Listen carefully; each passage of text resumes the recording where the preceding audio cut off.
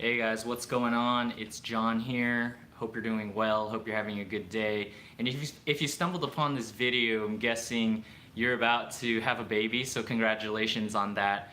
We just had our second child 2 days ago, so we're super excited and we're in the thick of things. I'm just taking a little break here from daddy duties to just kind of share with you guys some tips that I thought would be helpful. Sorry if there's a lot of background noise. There's kind of like a lot of stuff going on out there, so I'll try to make this quick. But I got 5 tips for you of what to do before you leave for the hospital. All right, so I'm just gonna jump right in. Tip number 1 is just make sure you have gas in your tank in the car. When we left for the hospital, we had about 70-80 miles. And it wasn't bad. I mean, we could get to the hospital back and forth plenty of times, but it was just something that ticked in my mind. One of those like stressors, like, oh shoot, I gotta get gas. And it's not a big deal, but it's just something. If you don't have to stress about it, then why stress about it? So make sure you have gas in your car. I mean, when the due date's gonna be, so week before, week after, just make sure you're good to go in terms of gasoline in your car.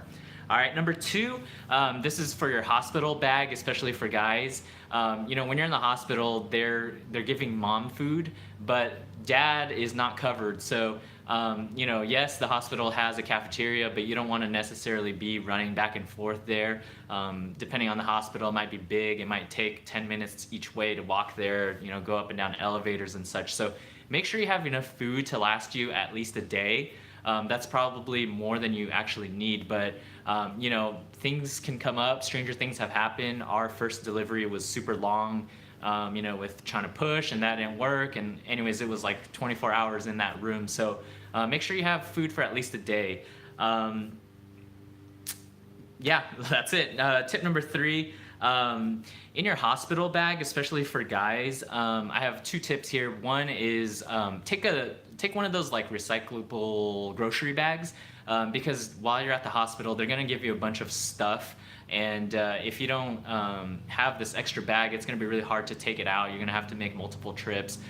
So mom's gonna get some postpartum like stuff, some wipes, diapers, and just a bunch of random stuff, papers.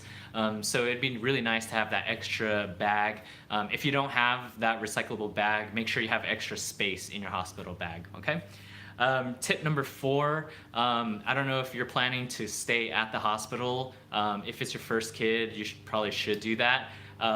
But some hospitals won't have blankets and pillows and covers and towels for you. They'll have a shower and they'll have like a bed thing, but they might not necessarily have like the bedding and the pillows. So if you're a stickler about being a germaphobe, or if you're really close to your pillow like I am, I would take your pillow. I actually didn't take my pillow for this one, but in hindsight, I would have.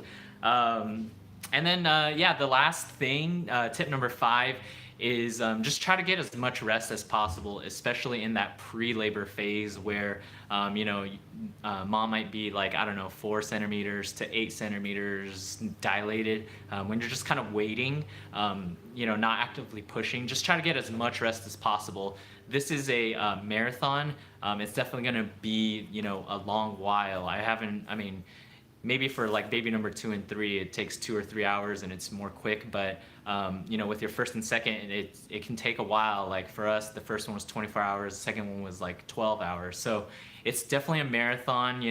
I know it's exciting and you got a lot of adrenaline going, but just pace yourself. Sit down when you get a chance. Pull the chair up next to mom and hold her hand. Play that support role, but just remember it's a marathon and you're going to be there a while, and just pace yourself. Get some rest when you can. Stay hydrated. Eat snacks, and just make sure you're taking care of yourself so you can be the best support for your wife.